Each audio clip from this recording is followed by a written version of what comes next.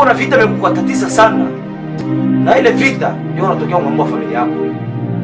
Ile vita iko inatokea ng'ambo wa upande wa familia yako sana. Ndio maana hii vita iko inakutesa sana.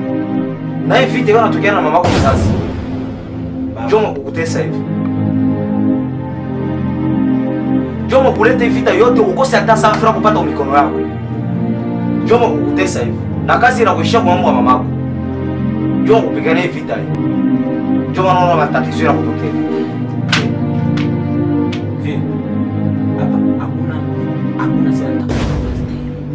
Wala hakuna sema nitakuita mzee, sawa?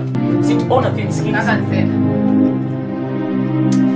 Dorcas funga mliasomo. Nasema kweli maneno ya Mungu ndio yanatoka. Baba Roho Mtakatifu ndio anaonyesha. Ona, vyeni nakwambia hivi. Sikia. Kwani wewe uko tu sawa, familia yangu yenyewe niko nasaidia. Kaka nisema. Ona wewe Dorcas funga mliasomo wewe. Wewe. Ona familia yangu yenyewe niko nasaidia.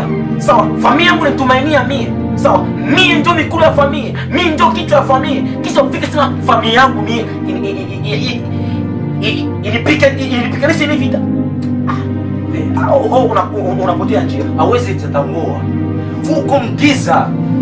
Ona baba. Ona, hii miguu yako hivi fika nayo hapa. Sawa? Sio ile fika nayo hapa. Na njoo rudi na. Usibaki hapa. Ona wewe. Baba nakwambia hivi, hii miguu yako yenyewe ikanyanga nayo hapa. Mlango usiingilia njoo ule.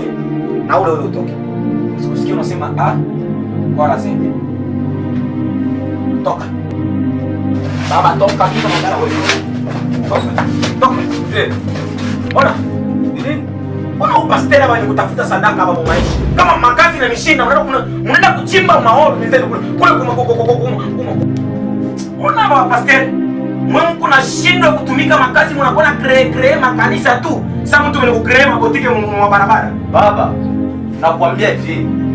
Mchungaji wa Mungu au mzarau yeye bado unasarau Mungu mzima. Pastere ni maji. Ukikosa kuinywa bado utaipikia. Ukikosa kuipikia lazima hata upikie. Ukikosa kuipikia utaina hata uko nazidi kunijibia na kunijibia sema fyoto. Kama kubodi.